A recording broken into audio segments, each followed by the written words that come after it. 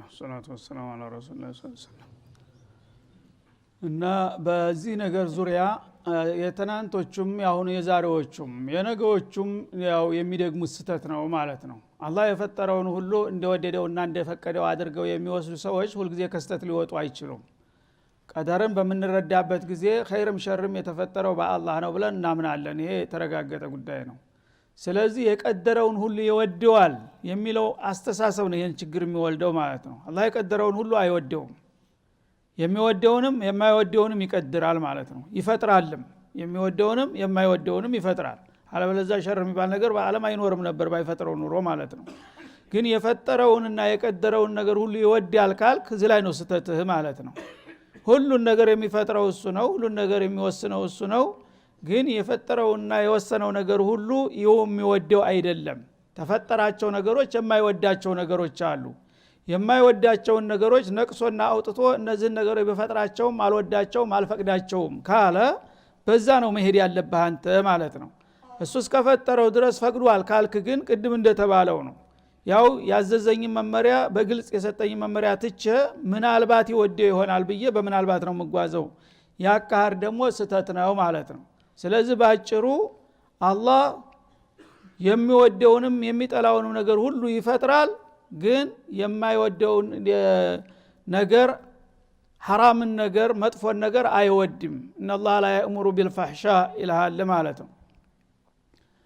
ስለዚህ የአቡበክርንና የአቡጀህልን አህዋል በምሳሌነት ይገልጻሉ ዑለሞች ብዙ ጊዜ ማለት ነው። ያ አዩሃ الذين آمنوا اعبدوا ربكم الذي خلقكم የሚለው ሲመጣ ያ አዩሃ الناس اعبدوا الله وقضى ربك الا تعبدوا የሚሉ ሁሉ ንሱሶች ሲመጡ በአጠቃላይ ለአቡጀህልም ለአቡለሃብም እኩል ነው የመጡት። አቡለሃብ ወይም አቡጀህል ያን ነገር አልተቀበለውም። አቡበክር ግን ተቀበለው። ትእዛዙ ሲመጣ ግን ለአቡበክር የተለየ ትእዛዝ የለም፣ ለአቡጀህል የተለየ ትእዛዝ የለም። ሁሉም አብሮ ነው የደረሳቸው ማለት ነው። ከዛ በኋላ ምንድነው የሚያሳየን? ይሄ የአቡበክርን ኢማን ፈጥሮታልም ወዶታልም ማለት ነው። የአቡጀህልን ኢማን ግን ፈጥሮታል፣ ጀህሉን ፈጥሮታል፣ ኩፍሩን ግን ኢማኑን አልፈጠረለትም፣ አልወደደውም። ተቃራኒ ነው ሁለቱ ላይ ማለት ነው። አቡበክር ላይ ኩፍር አልፈጠረም፣ ኢማን ነው የፈጠረው፣ ሂዳያ ነው የፈጠረው። እዚህኛው ላይ ደግሞ ተቃራኒውን ነው የፈጠረው ማለት ነው። ሲያዝ ግን ሁላቸው ሙዕቡዱላህ ነው የሚለው በአጠቃላይ። ስለዚህ ማዘዝና መነያት የተለያዩ ነገሮች፣ ኢራዳና ቀውል የተለያዩ ነገሮች ናቸው። የሻውን ሁሉ ነገር ይወደዋል፣ የፈጠረውን ሁሉ ይፈቅደዋል ካልክ ስተት ነው ማለት ነው። ይሄማ ከሆነ በአጠቃላይ ዕቡዱላህ የሰው ልጆች ሁሉ በሙሉ ጌታችሁን ተገዙ ተብለዋል። ያንን ነገር ለምንድነው እኩሉ የተቀበሉት ሌሎቹ ያልተቀበሉት? የተቀበሉትን እንዲቀበሉ ሂዳያ ፈጥሮላቸዋል፣ ለሌሎቹ ደግሞ ሸቃዋ ፈጥሮባቸዋል ማለት ነው። ያንን ለምንድን እንደዚህ ላይ ያያቸው የሚለው የራሱ ሚስጥር ነው። በሱ ስራኛ ምን አገባን? ግን ኢራዳና ሪዷ አንድ ናቸው አይለያዩም የሚለው ላይ ነው ስተቱ የሚመጣው ማለት ነው። ኢራዳና ሪዷ ሊገናኙም ይችላሉ፣ ሊለያዩም ይችላሉ። አቡበክር ላይ ተገናኝተዋል ኢራዳም ሪዷም፣ አቡጀህል ላይ ተለያይተዋል ማለት ነው። ፈትኽሪጁሁ ለና። እንግዲህ እናንተ በዚህ ነጥብ ላይ ለመከራከር መረጃ አለን የምትሉ ከሆነ እስቲ ያንን የምትመኩበትን መረጃ አውጡልንና አዝሂሩህ አስረዱን በላቸው ይላል። ኢራዳና ሪዷ ይገናኛሉ ጭራሽ አይለያዩም የምትሉ ከሆነ በምን ማስረጃ ነው እንደዚህ የምትሉት ብለህ ጠይቃቸው። ኢንተተቢዑነ ኢላ ظን፣ እናንተ በዚህ አካሄዳችሁ ጥርጣሬ፣ ግምት፣ ምናልባት እንጂ ምንም የምትከተሉት ነገር የለም።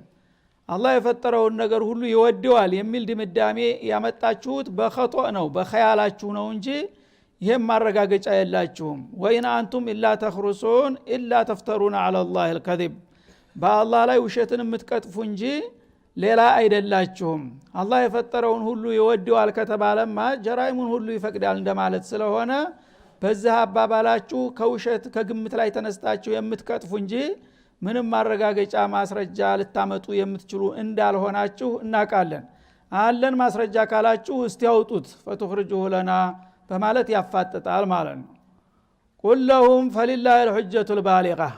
እና በዚህ ነጥብ ላይ ጣራ የደረሰ ማስረጃ ለአላህ ነው ያለው አላህ Subhanahu Wa Ta'ala የሚወደውን ነገር እንደሚወደው የሚጠላውን እንደሚጠላው በሚገባ ያስረዳቸዋል ቀውለ ወፊዕለን ማለት ነው እናንተ ግን የምታመጧቸው ሹብሃቶችና የምትፈጥሯቸው ብጅታዎች ከብጅታ እንደታያልፉም አሳማኝ የሆኑ መረጃዎች ልታመጡ አትችሉም ማለት ነው ፈለው ሻአል هداكم اجمعين የመሻአ ጉዳይ ያው የታወቀ ጉዳይ ነው አላህ ሁሉን ሰዎች በሙሉ ቀጥተኛው መንገድ ሊመራቸው ቢሻኑሮ ሁላችሁንም ይመራችሁ ነበር ይሄ የታወቀ ጉዳይ ነው ግን ያልሻውትና የሻውት አለ ማለት ነው ግን የሻውን ሁሉ ይወደዋል ወደሚለው ድምዳሜ መሄዳችሁ ስተት ነው አላህ ቢሻኑሮ ሁሉንም በአንድ መንገድ ይወስደው ነበር የሚሻውን ያው ለሂዳይ ያበጀዋል የማይሻለትን ደግሞ ያጠመዋል ለምን የማይገባው መሆኑን ያቃልና ምስጥሩን ማለት ነው እናንተ ግን ኢራዳና ሪድዋን እያዘባረቃችሁ ሁለቱ እንደማይለያዩ እያደረጋችሁ የምታወሩ ከሆነ ለዚህ ማረጋገጫ ማምጣት አለባችሁ አላህ ግን ኸይርንም ሸርንም ይፈጥራል ኸይርን ለሚገባው ሸርንም ለሚገባው ይመድበዋል ከዛ በኋላ ላ ይስአሉ አማ ይፍዓል ነው የሚባለው ማለት ነው እንጂ በአንዱም በእንዱ ቀይሶ ኸይርና ሸር የሚባለው ነገር ፈርቅ የለውም ወደሚለው ድምዳሜ ነው የሚያደርሳችሁ ጌታ የሻውን ሁሉ ይወዳል ካልክ ኸይርና የሚባል ነገር የለም ማለት ነው ይሄን ደግሞ ለማረጋገጥ የሚችል ሰው ካለ ያምጣና ማስረጃውን ያረጋግጥ እኔ ግን ብሻኑሮ እርግጥ ነው ሁላችሁንም መመራችሁ ነበር አልሻሁም እና የሻሁላቸውን መርጫቸዋለሁ ያልሻሁላቸውን ነፍጊያቸዋለሁኝ ለምን እንደነፈኳቸው እነሱን ለኔ ትተውልኛላችሁ ሁለቱን ግን አቀላቅላችሁ ሁሉም እንደሚፈቀድ አድርገው መናገር ይሄ ስተት ነው በማለት ያስረዳል ማለት ነው ቁል ሃሉመ ሹሃዳአኩም እና ለዛ አባባላችሁ ደግሞ ምስክሮች አሉን እኛ የምንለውን የሚደግፉ ብዙ አዋቂዎችና ምሁራን አሉ የእውቀት ባለቤቶች እምትሉ ከሆነ ለዚህ የሚመሰክሩላችሁን ኃይሎች አምጧቸው በላቸው አቅርቧቸው الذين يشهدون ان الله حرم هذا الله سبحانه وتعالى ይሄን ነገር ከልክሏል ብለው የሚመሰክሩላችሁ ካሉ እኔ ያልፈቀድኩትና ያልከለከልኩትን ነገር ማን ነው እስቲ የሚመሰክረው አምጡና አስመስክሩ በላቸው ይላል فإن شهدوا እነዛ ለምስክርነት የምትጠሯቸው ኃይሎች መተው በውሸት ላይ ጌታ ያልከለከለውን ነገር ከልክሏል ብለው ቢመሰክሩ ሻሃደተ ዙር የሚናገርም አይጠፋምና ማለት ነው فلا تشهد معهم فلا توافق معهم ማለት ነው አንተ ከነዛ ከመልቲ ምስክሮች ጋር እንዳትስማማ በማለት ያስጠነቅቃል ሰዎች እንግዲህ በእውነት ማስረጃ የሌለውን ነገር አምጡ አስመስክሩ ሲባል ወስላቶች እነሱ ቢጤዎችን ውሸታሞች ቀጥረው አምጥተው ሊያስመሰክሩ ይችላሉ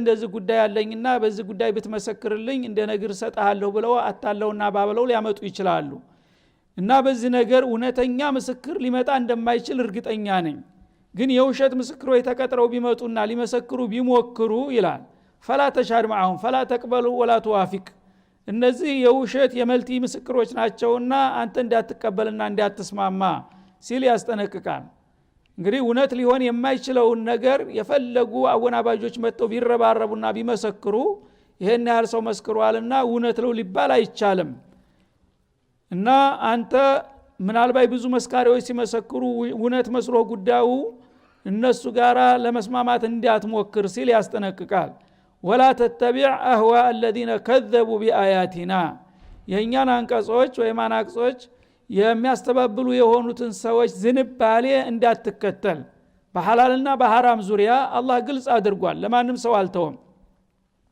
الحلال بين والحرام بين እንዳሉት ረሱል አለይሂ ሰላቱ ወሰለም ከዛ አልፎ ግን አንድ ሰው ዝም ብሎ ተነስቶ ጌታ ያልከለከለውን ነገር ከልክሏል ወይም ደግሞ ያልፈቀደውን ነገር ፈቅዷል ብሎ የሚከራከር ቢኖር ለዛ አባባሉም ደግሞ ሌላ አባሪ ረዳት አምጥቶ ሊያስመሰክር ቢሞክር እነዛ መስካሪዎች መልቲዎችና ውሸታሞች ናቸው እና የግል ስሜትና ፍላጎት ስላላቸው ለግል ጥቅማቸው ካልሆነ በስተቀር በዚህ ነገር ላይ ተጨባጭ ሆነ መረጃ እንደሌላቸው አውቀህ እነሱ የሚሉትን አትቀበልና አትከተል ይላል ከዘቡ ቢአያቲና በእኛ አንቀጾች ያስተባበሉ የሆኑት ሰዎች የፈለገውን ያህል ቢበዙና ቢረባረቡም ውሸት ብዙ ደጋፊ ስላለው እውነት ሊሆን አይችልም ማለት ነው በመሆኑም አትቀበልና አትከተላቸው ወለዲነ ላ يؤمنون بالآخرة እነዚያም ደግሞ በመጨረሻው ቀን የማያምኑ የሆኑትን የሰጡትን ምስክር ቢሰጡ አትመናቸውና አትቀበላቸው ወሁም ቢረቢሂም ያዕዲሉን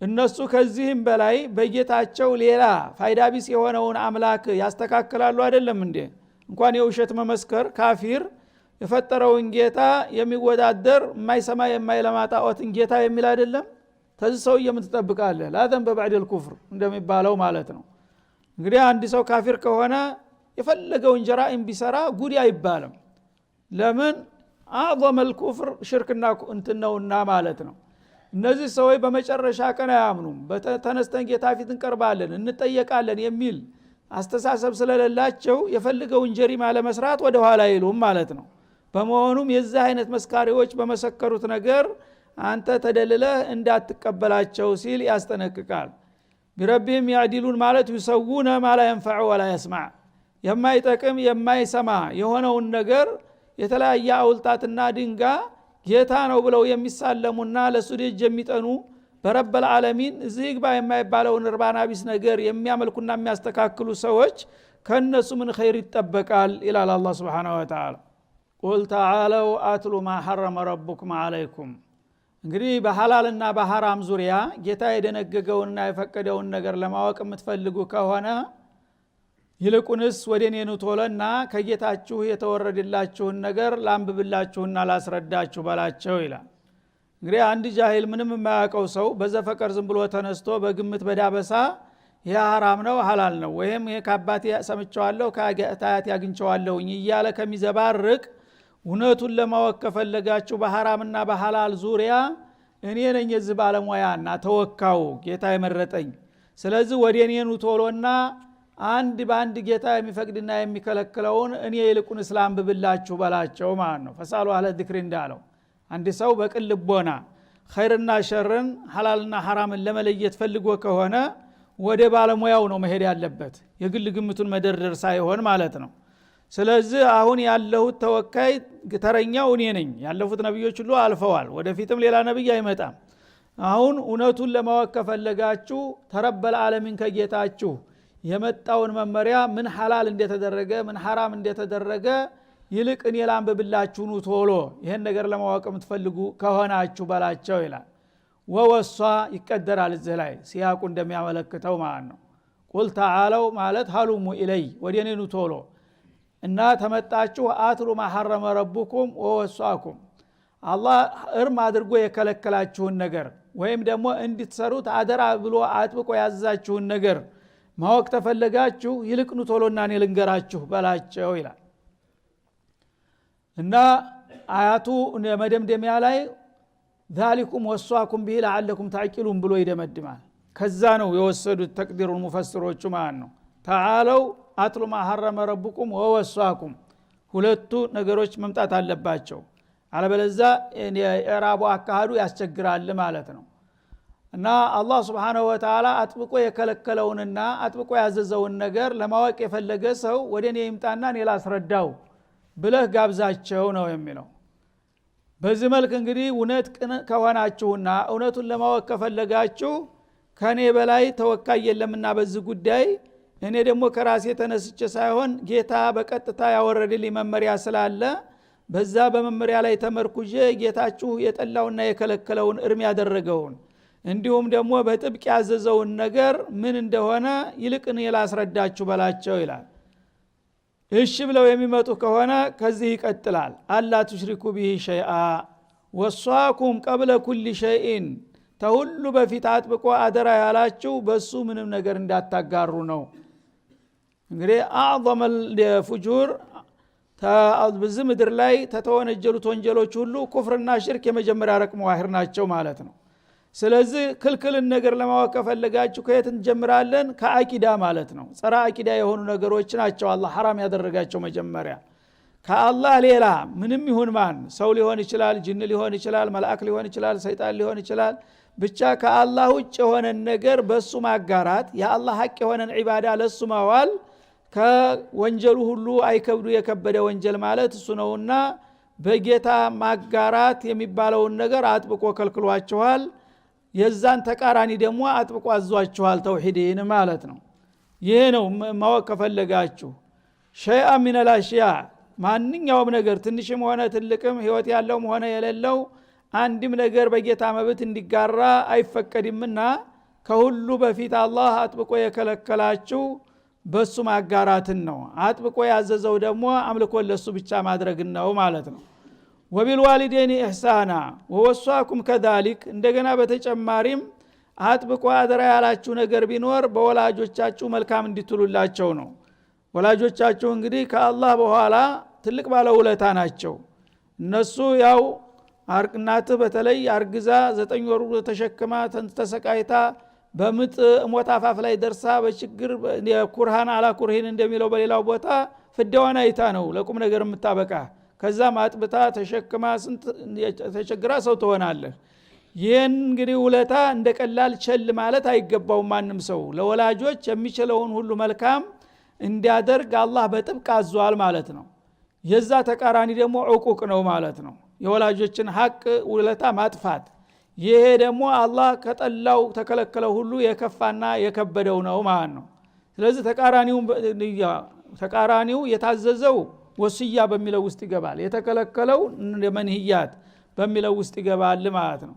ስለዚህ ማሐረመ ረቡኩም ወወሷኩም ምንለው ለዚህ ነው ማለት ነው። ጌታ አጥብቆ የከለከለውን አጥብቆ ደግሞ እንዳንተው አደራ ያለውን ነገር ከፈለጋችሁ ከዚህ ይጀመራል። ሽርክን አጥብቆ ከልክሏል፣ ተውሂድን አጥብቆ አዟል። ኢህሳን ቢልዋሊደይን አጥብቆ አዟል፣ ዑቁቀል ዋሊደይን አጥብቆ ከልክሏል ማለት ነው። እነዚህ እንደዚህ እያልን እንወቅ ከፈለጋችሁ እውነቱን ለመለየት ማለት ነው። እና ለወላጆች መልካም እንድትሉ ማለቱ መጥፎ መዋል የታወቀ ነው። በወላጆች ላይ መጥፎ መዋል አሳፋሪና ብልግና መሆኑን ማንም ሳያውቃል ኢማን እንኳን ባይኖረው ማለት ነው። ያ ነገር መፍሩዕ ሚንሁ ነው፣ ሁሉም ሰዎች የሚስማሙበት ነው መስራት እንኳን ቢያቅታቸው። እና ያን ነገር ወላጆቻችሁን እንዲያታስቀይሙ ነበረ በፊተኛው ሙቃቢል በሽርክ ሙቃቢል የሚሆነው አይደለም። ወላጅ እንዳታስቀይም ብዬማ አልነግርህም ህሊና አስመች ይፈቅድልሃል ማለት ነው። ግን ለወላጆች የምትችሉትን መልካም እንድትሰሩ አጥብቄ ያዝዣለሁኝ ነው እምላችሁ። ወላጆችን አለማስቀየም ብቻ እንደ ኢህሳን አትቁጠረው ማለት ነው። አንዳንድ ሰው ላለሁ ወላ አለይህ ወላጆችን ዞር ብሎ ያያቸውም በቃ ራሱን ከቻለ በኋላ ሀታ ደውሎ እንኳን ሰላም አይላቸውም ማለት ነው፣ ይረሳቸዋል። ስለዚህ እኔ አላስቀየምኳቸው ምንም አላደረኳቸውም ይልሃል ማለት ነው። አለማስቀየሙን ወንጀል አለመስራቱን እንደ ኢህሳን ይቆጥረዋል። ኢህሳኑ መቀነሱ ራሱ ወንጀል ነው፣ ጀሪማ ነው ማለት ነው። እነሱን መስደብ፣ ማንቋሸሽ፣ ገንዘባቸውን ማጥፋት ምን ማለትማ ይሄ ማንም አቂል ሊያረገው እንደማይገባ ያውቃል። ግን እነሱን ኢህሳን ማድረግ እየቻልክ ካላደረክ እንደ ጀሪማ ይቆጠራል ራሱ ማለት ነው። ወላ ተቅቱሉ አውላደኩም ሚን ኢምላቅ እንዲሁም ደግሞ አላህ አጥብቆ ያዘዛችሁ ልጆቻችሁን ድህነት ፈርታችሁ እንዳትገሉ ነው። ያው በጃሂልያ ጊዜ በምን አሳድገዋለሁ እያሉ ልጆቻቸውን ያፈኑ የሚገሉ ነበሩ። እና በችግር ፍርሃት ልጆቻችሁን መግደልን አላህ አጥብቆ የከለከለው ነው። ልጆችን ደግሞ በእንክብካቤ ማሳደግን አጥብቆ ያዘዘው ነው ማለት ነው። እና ልጆች የሚገሉባቸው ምክንያቶች የተለያዩ ናቸው። አንዱ አጠቃላው ሴቱንም ወንድንም የማይለየው ይሄ ነው። ከሸተ ኢምላቅ የሚለው ከሸተል ፈቅር ማለት ነው። እነዚህ ጎስቋላ ኑሮ ላይ የሚኖሩ ሰዎች ምንም የገቢ ምንጭ የሌላቸው ሰዎች ልጅ ከተወለደ እኔ ለራሴ ጦም እያደርኩኝ በምን ያሳድገዋለሁ በማለት ይፈሩና ሴትም ይሁን ወንድ ልጅ ተተወለደ ወዲያው አፍነው ወይ አንቀው ይገሉታል ማለት ነው። ይህንን ማድረግ ነው አላህ Subhanahu Wa Ta'ala አጥብቆ የሚከለክለው። ለምንድነው? ምን ማሳደጊያ የለኝም በሚል ፍርሃት። ናህኑ ነርዙቁኩም ወኢያሁም ማለት እኛ እናንተን ወላጅ ተብዬዎችን የምንመግባቸው እስካሁን ልጆቹም ሳይመጡ እኛ ነን። እነዚህም ልጆች በተራቸው ሲመጡ ምን መግባቸው እኛ ሆነን እያለ ወማ ሚን ዳበትን ኢላ አለላሂ ሪዝቁሃ እንዳለው እናንተ ግን ራሳችሁን እንደ ኻሊቅና እንደ ራዚቅ አድርጋችሁ እሱ ከመጣ የኔን ራት ሊበላ ነው ጦሜ ያሳድረኝ ነው ብለህ ትገላለህ። እንዴት ነው? እኔ አይደለም እንደ ሁላችሁንም መስተርዝቃችሁ መፈጥራችሁ ይላል አላህ Subhanahu Wa Ta'ala። ሌላው ቦታ ላይ ናህኑ ነርዙቁሁም ወኢያኩም ይላል ገልብጦ በዚህ ማለት ነው። ነርዙቁሁም ማለት እነዛን አዲስ የሚመጡት ልጆች እስከ ሲሳያቸው ነው የምናመጣቸው። ሲሳይ አልባ ሆኖ የሚመጣ ልጅ የለም። ሲመጣ ማንም ልጅ አላህ የቀደረለት ሲሳይ አብሮት ይመጣል ማለት ነው። እና እዛ ላይ ናህኑ ነርዙቁም ገና ለወደፊት ምናልባት ከወለድኩኝ ማሳደጊያ አይኖረኝም ይሆናል እያለ የሚፈክረውን ግደለም ሲመጣ እኮ ስንቁን ይዞ ነው የሚመጣው አላህ። እናንተም ደግሞ ያው ለእናንተ የመደብኩትን ማንም አይወስድባችኋል። እዚህ ላይ ግን ገለበጠው። ናህኑ ነርዙቁኩም ኺጧቡ ለወላጆች ሆነ ማለት ነው። ይፍተኛው ናህኑ ነርዙቁሁም ነበር ሌላው አያት ላይ የሚለው እናንተን እስተዛሬ የምመግባችሁ እኔ አይደለሁም እንደ አለ። ወኢያሁም አዲስ የሚመጡትንም ልጆች ደግሞ የምመግበው እኔ ነኝና ለዚህ በእኔ ስራ ጣልቃ አትግቡ። የተወለዱ ልጆች ይወለዱ፣ እናንተን እየመገብኩ እንዳሳደግኳችሁ እነሱም ድርሻቸውን ሰጥቼ ነው ምልካቸው እንጂ ስንቃልባ ሆነው መጥተው የእናንተን አይበሉም በማለት ዶማን ይሰጣቸዋል ማለት ነው። ወላ ተቅረቡል ፈዋሂሽ እንዲሁም ደግሞ አሳፋሪና በጣም ቀፋፊ የሆነን ወንጀል አትቅረቡ ይላል ማለት ነው። አላህ የጠላውና ያወገዘው ማለት ይሄ ነው። እና አንዳንድ ወንጀሎች በጣም ከወንጀልም የከፉ ላየለ ተሰማ የሚሰቀጥጡ አሉ ማለት ነው። እንደዚህ አይነት ወንጀሎችን አትስሩ ብዬ ከልክል ያለው ሐራም አድርጌያለሁ። የዛ ተቃራኒ ደግሞ ኢህሳንን ስሩ ማለት ነው ማለት ነው። እና ፈዋሂሽ ማለት ለምሳሌ ዚና ሚነል ፈዋሂሽ ይቆጠራል። አንድ ሰው ስብዕናውን ረስቶ እንደ እንስሳ ዝም ብሎ አገኘው ጋር መዳራት ማለት ከሰው ክብር ጋር የሚሄድ ነገር አይደለም ማለት ነው። እንዲሁም ደግሞ ሙሐረማት የሆኑ ነገሮችን መብላት ለምሳሌ የቲምን ገንዘብ መቀማት፣ ወለድ የመሳሰሉ ነገሮች ፈዋሂሽ አለ ውስጥ ይገባሉ። ምን የተስብዕና በጣም የራቁ ነገሮች ናቸውና የስግብግቦች ባህሪ ስለሆኑ ማለት ነው። ማ ظهر منها وما بطن ፈዋሂሾችን ደግሞ አትቅረቡ፣ ፈዋሂሾችን አትስሩ አይደለም የሚለው አላህ። አስቀያሚ የሆኑትን ቀፋፊ ከባድ ወንጀሎች አትቅረቧቸው፣ በአካባቢያቸው ዝር አትበሉ ነው የሚለው። ተቀረብክማ እንደ ማግኒት ናቸው ይስባሉ፣ የግድ እዛ አካባቢ መልከስከስ የለብህም ይላል። ስለዚህ ዚና ለምሳሌ ለፈዋሂሽ አንድ ምሳሌ ነው። ዚና አትስራ ብሎ በቀጥታ አይደለም የከለከለ ማለት ነው። ላተቅረቡ ዚና ነው የሚለው በየቦታው። ለምን ተቀረብክ በኋላ ራስክን መቆጣጠር አትችልምና ባሻጋሪ በርቀት መሄድ አለብህ። ለምሳሌ በዛ መጥፎ በሚሰራበት አካባቢ ላይ ከሄድክ በጣም ያማረች ተዋበች ልጅ ካየ ስሜትህ ይሳባል። መጀመሪያ አይንህ ይማረካል፣ ከዛ ልብህ ይሳባል፣ ከዛ ሰላም ማለት መሳቅ፣ አድራሻ መለዋወጥ፣ ከዛ እየቀጠለ ሰንሰለት ነው ማለት ነው። እዛች አካባቢ ግን መጀመሪያ ዝር ካላልክ ነጃ ወጥተሃል ማለት ነው። አንዳንዶቹ ራሴን እቆጣጠራለሁ ይመስላቸውና እስቲ አንድ ያፍታ ልፈረጅ ብሎ ይሄዳል፣ እዛው ይገባል ማለት ነው። ስለዚህ አላህ ይሄንን ስለሚያቅ እንደ ማግኒት የሚጠልፍና የሚይዝ ነገር ስለሆነ ወላ ተቅረቡ ዚና ይልሃል በየቦታው ማለት ነው። አሁንም ወላ ተቅረቡል ፈዋሂሽ ከባድ ወንጀሎች ብዙ ጊዜ እንደዛ ናቸው። መጀመሪያ አለማየትህ ነው ሰላሙ። ካየህ ያን ነገር የበለጠ እስቲ ላስተውለው፣ የበረጠ እስቲ ልዳብሰው ትላለህ። ከዛ በኋላ ቁጥጥር ስር ትወድቃለህ ማለት ነው። ማ ظهر منها وما بطن ፈዋሂሽ በጣም አስቀያሚና አስከፊ የሆኑትን ወንጀሎች ግልጽ የሆኑትንም ቢሆን ስጉር የሆኑትን አትቅረቧቸው። ሁለቱንም ባሻጋሪ በርቀት ማለፍ መቻል አለብህ ማለት ነው። እና ማ ظهر منها وما بطن በጃሂልያ ጊዜ ሰዎች ወንጀልን በሁለት መልክ ያው ነበር። እነዚህን ፈዋሂሾች ማለት ነው። አይዝኒ ሁር ወልሁራ ይሉ ነበር በተለምዶ ቁረሾቹ። እና ጨዋ ሰው መቼም ዝሙት ማድረግ አይታሰብም። እንዴት ጨዋ ሰው በጣም ይገርማቸው ነበር። ሱብሃንአላህ ዛሬ ሙስሊም የተባሉት ሰዎች በተቃራኒው ነው ማለት ነው። እና አቡጀል በዛ ሽርክ ላይ በዛ ኢጅራም ላይ ሆነው አይዝኒ ሁር ወልሁረቱ ይሉ ነበር። ለምን ባህላቸው ያ ከመልካም ስነ ምግባራት የእንጥፍጣፊ የቀረችላቸው ናት ማለት ነው። ባሪያዎች የትዳር እድል ስለማያገኙ የሰው አገልጋይ ስለሆኑ በግድ ወደዛ ነገር ይጋለጣሉ። ግን ጨዋ አቻውን አግብቶ ራሱን ማስከበር እየቻለ እንዴት ወደዛ ይወርዳል ብለው ክብራቸውን ለመጠበቅ ሲሉ ይሄን ነገር እስቲግራብ ያደረጉት ነበረ ማለት ነው። ይሄን ካሉ በኋላ ግን ይሄንን የሚያጥላሉትና በጣም እንትን የሚያንቋሽሹት በአደባባይ በግልጽ የሚደረገውን ሸርሙጣዎች ጋር መዳራቱን ነው እንዲህ የሚሉት። ውስጥ በምስጥር ከሆነ ግን ጓደኛ ደንበኛ የተባለች ከሆነ ቅምጥ ይሏታል። አሁንም አለ ይሄንን እንደ ሐላል ይቆጥራሉ እንደገና ማለት ነው። አላህ ግን ማ ظهر منها وما بطن የዚና ኸይር የታለው ስውርም ቢሆን ገሃድም ቢሆን ሁለቱም ሐራም ነውና ሁለቱንም አትቅረቡት ይላል ማለት ነው። ስለዚህ ይጭቆ እኔ ጓደኛ አይናት ጓደኛ አብሮ አደግ ነው ይልሃል። አብሮ አደግ ሆኖ ኒካህ ማሰር ነው የተባለው እንጂ እንዴት እንዲህ አይነት ነገር አለ? በአሁኑ ጊዜ ባለማወቅ ብዙዎቹ የሙስሊም ልጆች እሷ ጓደኛዬ ናት አብሮ አደግነን ምንም ችግር የለውም ሌላ ቦታ እንኳን እንነካካም ይልሃል። ቀዩን ዚና ጥቁሩ ዚና እንደማለት ነው ማለት ነው። ስለዚህ እሷም ታንተ በቀር የለኝም ትላለች፣ እሱም ካንቺ በቀር የለም። ያው ግን ይታመናሉ። ዝሙተኞች ናቸው እኮ እነዚህ ሰዎች፣ ፋሲቆች ናቸው። እንዴት ታምናለህ? ጅል ነህ ራሱ አንተ ራስህ። አንተ ጋራ ዚና የምታረግ ሴት ሌላ ጋራ አላረግም ብላ ስትነግር እንዴት ታምናታለህ? እሷስ እንዴት ታምናለች? እሷ ጋራ ዚና እያደረክ እያየች እንደገና ካንቺ ብቻ ነው ቢል ውሸት ነው ይሄ ራሱ ማለት ነው። ስለዚህ አላህ ማ ظهر منها وما بطن ዚና ከተባለ ሌላዎችም ያው ጀራኢሞች በገሃድ የሆኑትም በስጉር የሆኑትም ሁለቱም حرام ናቸው ኒካህ እስከሌለ ድረስ ማለት ነው።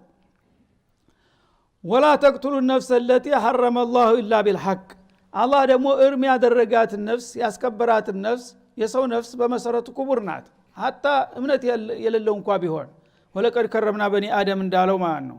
የሰው ልጅ ዝም ብለህ እንዳገኘ ማንም መጨፍጨፍ አይፈቀድልህም። አላህ በፈቀደ ልዩ ፍቃድ ከሰጠህ እንጂ ማለት ነው። ከጂሃዲል እስላም ያ አላህ ፍቃድ በሚሰጥበት ጊዜ ትችላለህ። ከዛ ውጭ ግን አንድን ሰው ዝም ብለህ እኔ ጋራ ተጣላህ አልተስማማህም ብለህ ወይም ደግሞ እምነትህ ሌላ ሆነ በሚል ተነስተህ በግል መግደል አትችልም ማለት ነው። ይሄ ከሆነ ከአላህ የበለጠ አንተ አሳቢ ሆንክ ማለት ነው። አላህ Subhanahu Wa Ta'ala ካፊር በምድር ላይ እንዳይኖር ከፈለገ ለምን ፈጠረው? መጀመሪያውንስ እንዲኖር እኮ እንደኛ ፈቅዶ ነው የፈጠረው ማለት ነው። ስለዚህ መገደል ካለበት አንዲ ሰው ለመገደል የሚያበቃው ምክንያት መስራት አለበት። የዛ በወንጀሉ ይቀጣል። ማንም ሰው እምነት ይኑረው አይኑረው ማለት ነው። ወንጀል እስካልሰራ ድረስ ግን ካፊር ነህ በሚል ብቻ መግደል አትችልም ማለት ነው። ለምን ይሄ ሰውዬ فمن شاء فليؤمن ومن شاء فليكفر ብሏል። አላህ ግልጽ አድርጓል። የፈለገ ይማን የፈለገ ይካድ በዱንያ ላይ የኖረውን ያህል ሊኖር ይችላል ማለት ነው። ወርዙቅ አለው ምን ተመራት ባሉ ጊዜ ኢብራሂም ማን እንደ ካፊሮች ብቻ ሲቀሩ አሉ ዋለ ወመን ከፈር እንደ ካፊርስ ቢሆን የፈጠረ ጦሙን ላሳድር ነው እንደ መጣሁት እሱንም ቢሆን ረዝቀዋለሁ እንጂ አላህ Subhanahu Wa Ta'ala ثم اضطروا الى عذاب النار በኩፍሩ ላይ ግን ከገለጠ የኔን ሽክር ትቶ በኩፍርን ተመረጠ ተሳሰበዋለሁ እንጂ ካፊር ነህና ምግብ አልሰጥህም አልለውም ማለት። ለምን ይሄ ከሆነማ በእጃ ዙርቆ ክፍር በምድር ላይ ይጠፋል። ካፊር የሆነ ሰው ሁሉ አንድም ነገር አልሰጥም ካለ ካፊር የሚሆን ይችላል እንዴ? ተገዶ ነው የሚያምነው ማለት ነው ለመኖር ሲል። ስለዚህ አላህ Subhanahu Wa Ta'ala የማንኛውም ሰው በመሆኑ ብቻ ተመልከት። ሰብአዊ መብት የሚለውን እስላም እንዴት አድርጎ እንደሚያስቀምጠው ባጭር ቃል ማለት ነው። ሰው በመሆኑ ብቻ የመኖር መብቱ መከበር አለበት። በቀጥታም ሆነ በተዘዋዋሪ በህይወቱ ላይ ተጽዕኖ ሊደረግበት አይገባም። ከህይወት የሚያወጣ ነገር ሊመጣበት አይገባም። ሰው ስለሆነ ኢላ ቢልሐቅ አላህ Subhanahu Wa Ta'ala ባዘዘው በሸሪዓ ህግ መሰረት እንዲህ አይነት ወንጀል የሰራ ሰው ይገደላል ካለ ሙስሊምም ቢሆን ይገደላል ያንን ሰበቡን እስካደረገ ድረስ። ያ ከሌለ ግን ማንም ሰው ተነስቶ ማንንም መግደል አይፈቀድለትም ይላል።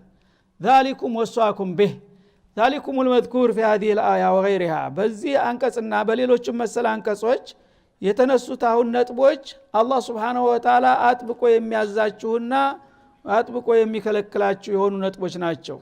በዚህ መልክ ነው ሐቁን ለማወቅ ከፈለጋችሁ ሸሪዓ አልእስላምን መረዳት ያለባችሁ እንጂ አንተ ዝም ብለህ ተነስተህ ከአባቴ ከናቴ ወረስኩት ነው ከታጀዴ ወረደ ነው ይያልክ ሐራምን እንደፈለክ ዝም ብለህ ማዘባረቅ የለብህም። ተፈለክ የአላህ መልእክት በዚህ መልክ ነው የመጣው።